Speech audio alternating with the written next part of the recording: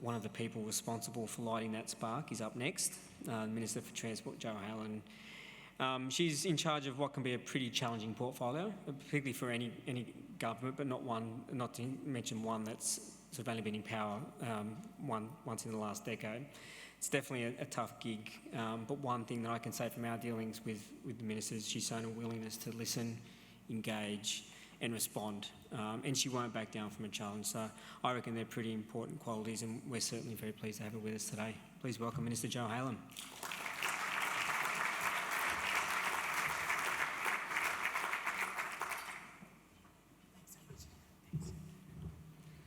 Good morning, friends.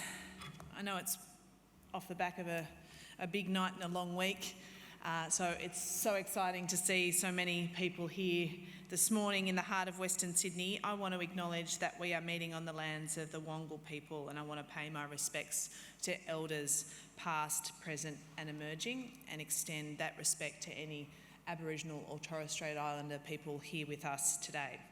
I want to thank Adam, I want to thank Chris and the team at the Western Sydney Leadership Dialogue for their kind invitation and for what they do in the engine room of Sydney, that is Western Sydney.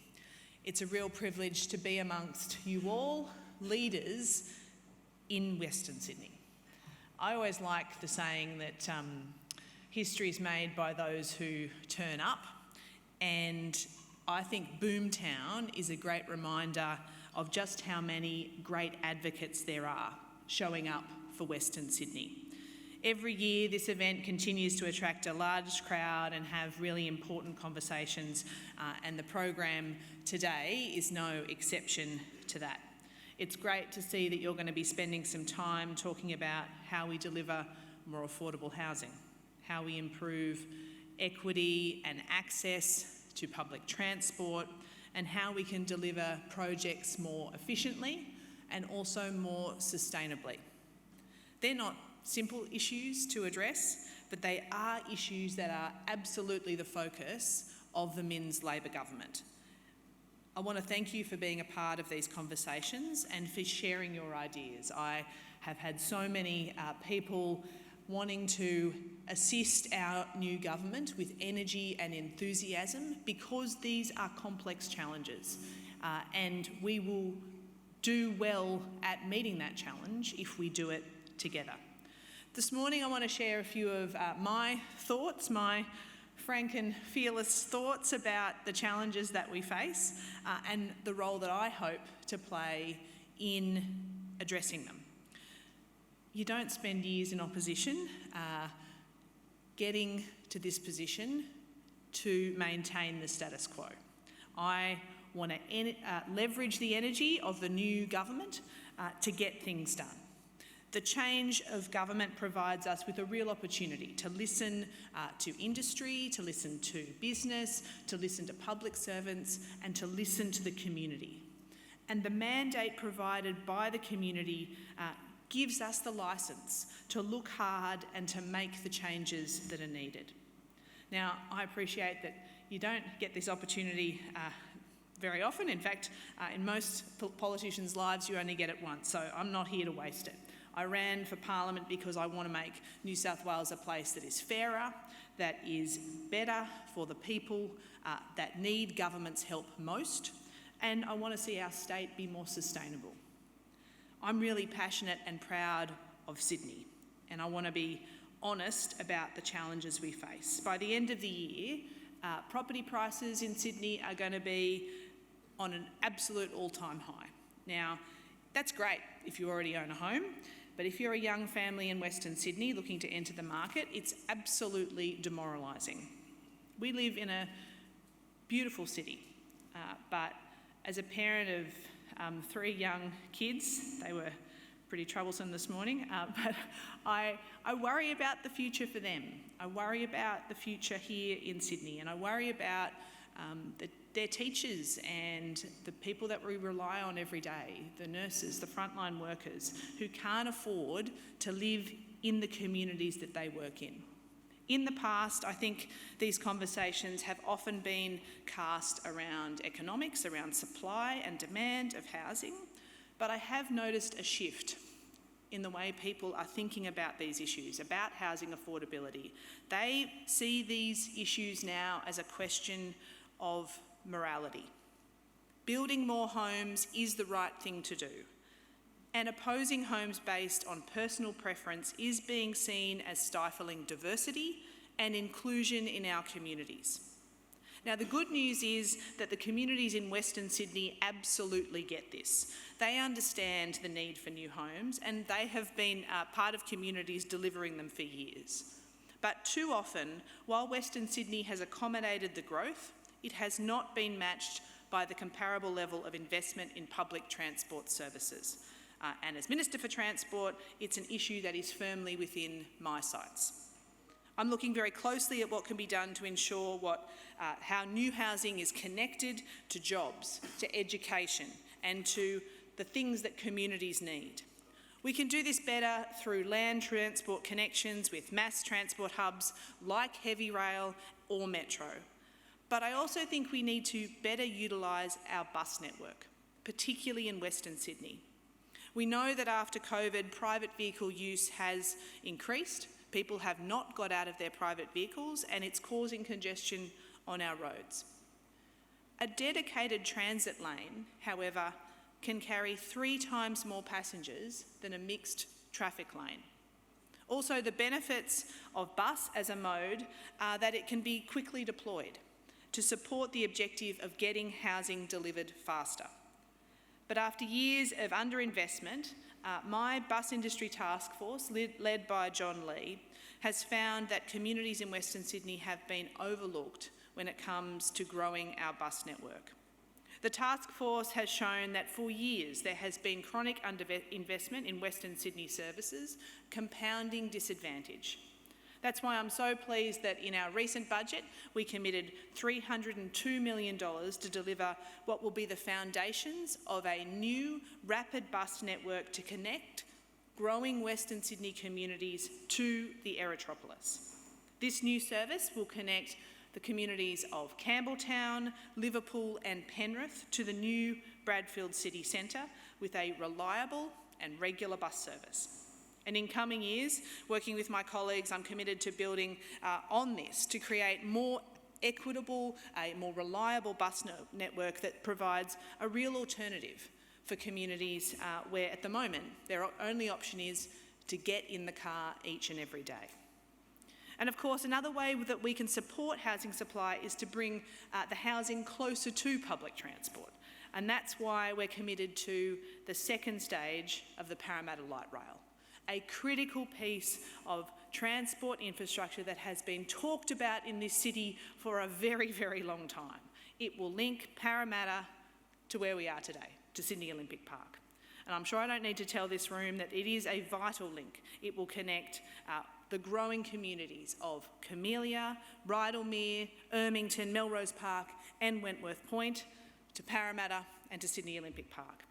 Now, so many people have made investments. They have built and bought houses on the promise of future public transport links. Well, we can't leave those communities hanging any longer. That's why our government will deliver on it. It's a 10-kilometre extension with 14 new light rail stops. It's a long-awaited link that will serve a population of 277,000 people by 2040. Construction on this game-changing project will be phased. The first phase of construction involves the 320-metre-long light rail and walking and cycling bridge over the Parramatta River between Wentworth Point and Melrose Park, and work will begin on that bridge next year. As you know, planning is also underway for new and upgraded transport corridors that will support the Western Sydney International Airport and economic growth across this precinct. And I recently visited our new Western Sydney Airport metro tunnels. They are truly spectacular, and by 2026, they will have metro services connecting from St Mary's. When that first plane lands, there will be a world-class metro service available. Now, this is really important infrastructure because it's happening in advance of the major growth planned for this new city. And that is the model that we need to see more of across our city. Now look, I appreciate that there is great interest in metros, and I haven't spoken about Metro West, so before we move to the Q&A today, I do want to flag that I'm going to reserve my rights on that project for another time because we're yet to release our independent review, but it is coming, and I know that there is great anticipation and interest in it. But what I will say is one of the key reasons that you build mass transit links like Metro, why you build mega projects, as we like to call them in Sydney, is to support urban consolidation. I think one of the great failings of the former government was to miss out on the urban uplift and the consolidation around the Metro line in the northwest of our city. Now, you have established communities in place. The challenge is to consolidate land around those. It becomes much harder, much harder, and it takes longer to do. So for future mass transport links, it's essential we get the planning right so we're not playing catch up. Now, I hope we've learned from this experience and that we don't repeat it. We need to make sure we do it up front, not when we're providing a band-aid solution at the end. Now, many people, I think, have in recent months talked a lot about the housing crisis. And I think it's important to acknowledge that these challenges are complicated and they're going to take significant energy, commitment, and time to overcome. But I would say we have a window right now. And I see it as my responsibility as Minister for Transport to use one of the biggest levers that we have in our city, and that is investment in transport, improving the reliability and resilience of our transport network, and building the links we need for the future, because that is how we will overcome what is a moral issue for our city and our state to ensure people have a place to live in their community that is affordable and that provides them with the great opportunities that I know that our city and our state can provide.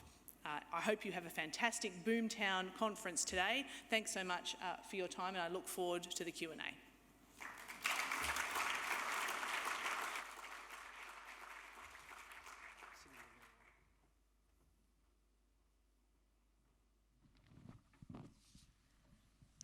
Thank you, Minister. Certainly a lot to think about and to talk about. We've only got 10 minutes though, so I'll try and be quick, but probably the most obvious one, there was an announcement by the federal government yesterday, and it wasn't that great for Western Sydney. A few projects that were shelved, including a pretty important one, the interchange M7, M12, that's already under construction. First thing, have you had a chance to call Albo into the office, summon him in for a chat? Secondly, what is the government's response to what seemingly looks like a federal government retreat? This one, yeah, it's working. And disappointingly, he's not in Marrickville as much as he used to be. It used to be quite helpful when I could just walk across the road and tell him what I thought. But we are in conversations with the Commonwealth. I think that's really important to understand that, particularly my colleague, John Graham, is speaking with the Federal Infrastructure and Transport Minister. Western Sydney needs this investment, and the M7, M12 link is absolutely critical. I talked a little bit about the Aerotropolis, but it's not just about an airport, it's about the city that we are building. And that is being catalysed because of a federal government decision and investment. And we need their support to make it a success. And the only way it will be a success is if people can get in and out of it, that we can move goods in and out of it. And I'm not just talking about the operations of passenger services and freight services. I'm talking about the thousands of people that are required to work there each and every day. And for me, look, I'm excited about the metro service. I think St Mary's is going to become, in our lifetime, the centre of the universe. I really do. It's an exciting part of Sydney and it's going to take off because of this massive investment. But what about the southwest? And that is where the growth is. Lockdowns showed us that they are the workers of Sydney. When they can't move, our city doesn't move. And if the Aerotropolis is going to be a success, they must be connected to that growing city.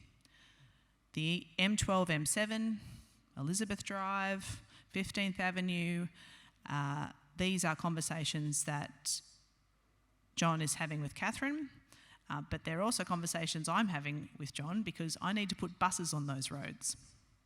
That's our plan, and we need the Commonwealth support to do that. I'm glad you touched on the employment aspect and productivity because it is going to be talked about later today in one of those sessions we've got coming up. It has seemingly been a little bit sort of lost in the sort of focus around housing, the role of transport in unlocking jobs, and wasn't that long ago in Western Sydney when it was all about jobs, and I think it probably should still be to some extent. How do we make sure that the jobs agenda remains, front and centre in Western Sydney? It's a really good point, and I think we used to talk about moving jobs to Western Sydney. I think that we can go through those cycles, but I don't think that's our objective here. Our objective is not moving jobs to Western Sydney; it's creating jobs in Western Sydney, and that must be a part of the mix. It's not just you create jobs by building houses. What happens after that? Where are those communities working when they live there? And I think that there are so many people in the room today that are focused on those issues. And if we, as I said earlier, listen to our excellent public servants and experts across planning, and there are many in the room today from our university partners, for example, industry and community. If we listen to all those three elements, we will get it right, and we've got to remember jobs. That is a nice segue into my next question, which was government's been unapologetic about its process, and it's had a number of reviews and inquiries underway and opportunities for communities, industry and stakeholders to comment back to government, public transport inquiry being one of those avenues. What have you heard? What are the issues that you're hearing through those processes about the challenges in Western Sydney? So many, and I touched on one of them earlier, and that was buses. And I don't think people realise that 44% of people using public transport in our city are using buses. Now, when there's a breakdown on the city circle, yes, it will lead the news, and the whole city comes to a standstill. But that's that city, that's the CBD.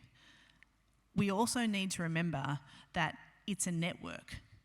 And if one bit of it isn't working, all of it isn't working. And that includes buses. And buses have not been working for a very long time. And we have been very upfront that the privatisation of those networks was done, wherever you sit on the ideological spectrum around privatisation, that's fine. But if you're going to undertake a process like that, you better think about the consequences. And the former government failed to do that. They left communities without essential services, and for the last 2 years there was no funding provided for the growth of those services. So while we've got huge communities growing at rapid rates, just speak to Nathan Haggerty and the people of Leppington, there was no investment in the growth of the bus services needed. We've got services out in Western Sydney that drop to one service every hour, where you've got incredible density and no other option. So we have to listen to these communities, and yeah, it is going to cost money and it's going to take time, but I want you to know that they are the things that we're hearing.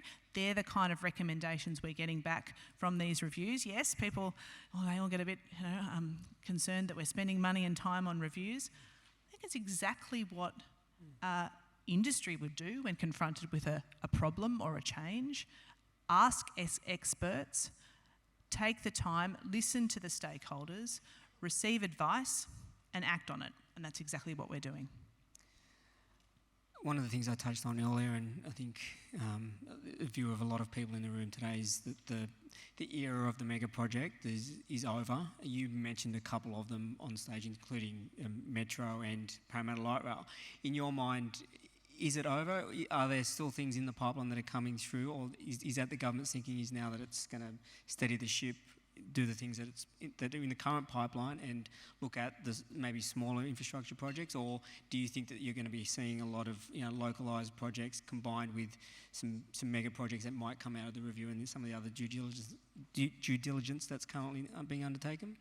We need to keep building, and the pipeline must continue, and it is continuing.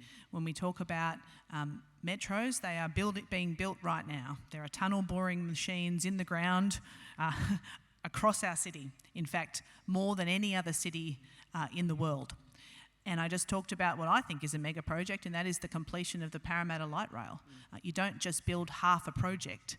And in my mind, that is a mega project. It's going to connect some of the most densely populated parts of our city in a way that will support housing development. And that's what we need to see from transport, whether it's a mega project or a slightly smaller project. We need to get this right, and we need to utilise that. We need to use that investment wisely. I would say that we have inherited projects that in some part have seen significant cost escalation. Like every part of our economy, we are in a fight for people, and so it's only wise that we take a very good look at what we've inherited and make sure that we have the investment and the people to complete that successfully. And I would point to our approach on the city and southwest. It is no secret that the former government did not know what to do. In fact, were considering cancelling the Southwest Metro project.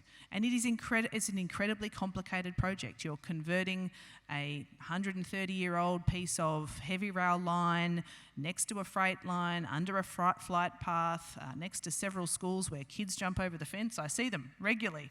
There are ibis, there's a lot going on. And we need to convert that train line to a driverless metro system. And by taking a responsible approach, we have landed on a delivery strategy that will see that service delivered by mid-25, and we are minimising the impact to the some 60,000 people that use the Bankstown line in each every day. But we did that because people have made investments in business, in housing. They've made plans on the basis of the promise that they were made by government. So we understood what we are inheriting, both from a community, industry, and also fiscal perspective. One final one, and one of the other promises that government made leading into the election was around building locally. And I think transport's going to play a pretty big role in that, and we'd love to see more buses, trains and light rails built, supplied in Western Sydney. I think it opens up some real opportunities, particularly on that manufacturing front. Will we see an all-of-government approach to that, so that it's not just transport doing it in isolation, but through schools, infrastructure, health? I think we think that some real opportunities there around building and procuring the goods and the talent to get on with the job of building the infrastructure in Western Sydney. How do you see that playing out? There's been a lot of conversation, but yet to see it really manifest. Where do you see it playing out, and do you think there's a role for Western Sydney within that? Western Sydney is absolutely critical to us rebuilding our domestic manufacturing industry, fundamentally because it's already happening here. And every time the Premier's office says, well, we'd like to talk a little bit more about how you're progressing on the procurement of the Tangara, I said, well, yes, we've had lots of workshops and we're talking to industry and we're making sure that we will absolutely be on track to deliver what will be incredibly important for the future of jobs here in New South Wales, but also for the success of our heavy rail network. And they said, well, what are you doing? Well, we're talking to industry and they're here. They're in Western Sydney. We can go to Sigra, who make brake compression parts. We can go to a whole range of different companies that are already a part of this manufacturing ecosystem. What we need to do is give them certainty, show them a pipeline, and they will grow. They will absolutely grow. They are ready to do so. We can and we are building zero emissions buses in Western Sydney. What has been lacking is a plan from government. I guess soon to be Senator Mr. Constance made some pretty bold statements. He'd love to do a press conference and put out, when it comes to zero emissions buses, set an ambitious target, but there was absolutely no plan to get there. We are devising that plan in conjunction with our local manufacturing industry, be it buses, be it the replacement fleet for Tangara. Transport is going to be a big part of that. The other bit of your question was about the whole of government approach. Yes, our new minister in Courtney Husos is undertaking a whole of government approach to ensure that it's not just transport procurement. Along with Analak Chanthiavong, we are working across government, and I only spoke recently to Prue about some of the education infrastructure elements, particularly looking at modular building, be it for schools, be it for homes under Minister Jackson. These are many of the elements that we're working on. Other states are doing it. We're behind the game here. We're playing catch up, but it's absolutely clear there's enthusiasm for it, and all we need to do is provide that certainty, and we know Western Sydney businesses want to be a part of it. It's certainly an exciting time, and thank you, Minister. We look forward to seeing that plan. I know there's a lot of opportunities in Western Sydney, and we're excited to see it come to life. Know you're busy. Thank you very much for your time this morning, Minister. Thanks so much. Thank you. Have a great day. I will now like to call upon Tom Nance from Western Sydney University to give a brief vote of thanks. Welcome, Tom.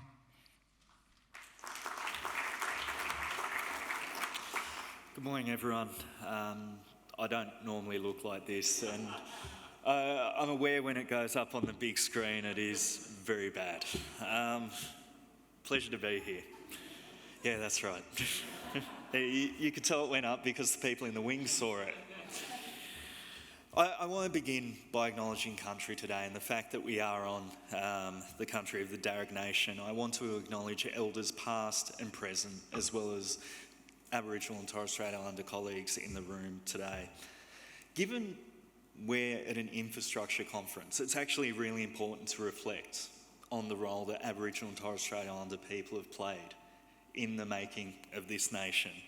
We are building on country every day, the country of the Darug, Gundungurra, Dharawal and Wiradjuri people in Western Sydney. And that has been taken care of by them for over 60,000 years.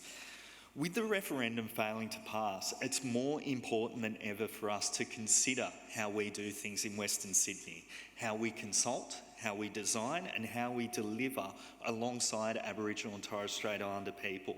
It's only then that we can ensure that they receive the social and economic benefits that we do from these projects we're talking about today. I want to acknowledge there are many distinguished people in the room. Of course, Minister Haylen and Minister Graham will be joining us later. Kirsten Fishburn, the Secretary of DPI. Simon Hickey, the CEO of Western Sydney Airport, as well as on our Board of Trustees. And finally, Professor Jennifer Westcott, who wears many hats, but we're fortunate that one of them is as the Chancellor of Western Sydney University. As someone who got his driver's licence rather late in life, I truly appreciate public transport, from our buses, our trains, and also the ever-reliable night ride bus. But when we talk about transport, we need to remember this is not just about big kit. It is fundamentally about people. And the Minister, through her words today, has demonstrated that, because transport is a key enabler for the people of Western Sydney to learn, earn and play. We're falling short in this regard in the West, and Minister Haylen has identified some of those challenges, and it's holding our economy and our people back. Our mass transit system, which is designed to ferry people from the west to the east, no longer reflects the needs of our population.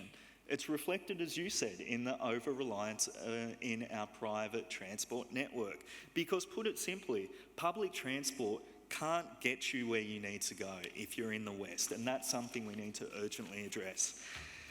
Minister, you have a thankless task. Like you, I have 3 kids who are very young. Now, that thankless task prepares you for the challenges that you face as a minister. Late night phone calls that need to be answered, no praise when it goes right, and obeying a mob when it goes wrong. It's unenviable.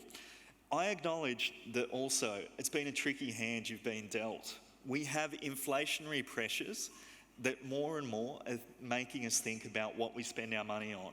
We have ageing assets across the network, and recently, very recently, a federal government who's pulling back in terms of their investment.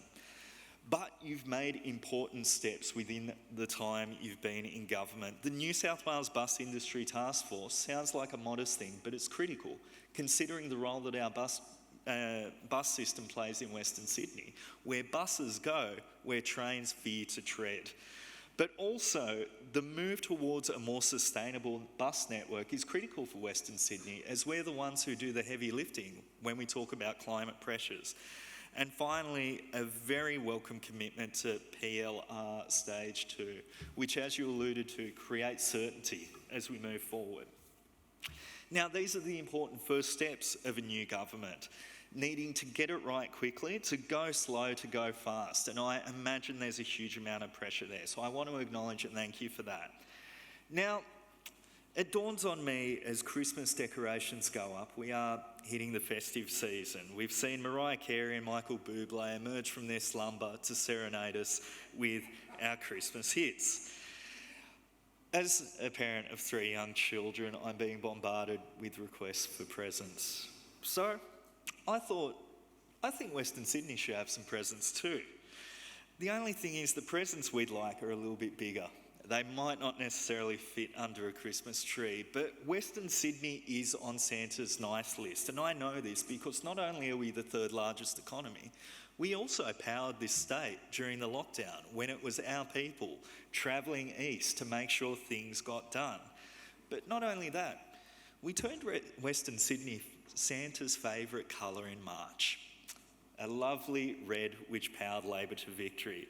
So I know 'tis the season for infrastructure. So of course, we'd like to see investment in the Metro West, to see it lives up to its name, Metro West, to make sure it's supporting the people of the West to achieve their aspirations.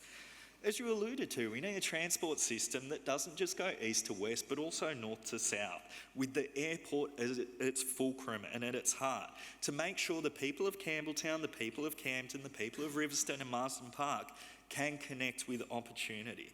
And also, as you alluded to, we need further investment in our bus network to make sure it's accessible and relevant for communities to ensure everyone can access the opportunities within this region. If we don't do these things, we're at risk of being left behind like Kevin McAllister in Home Alone. All right, a lot of cinema buffs here, thanks.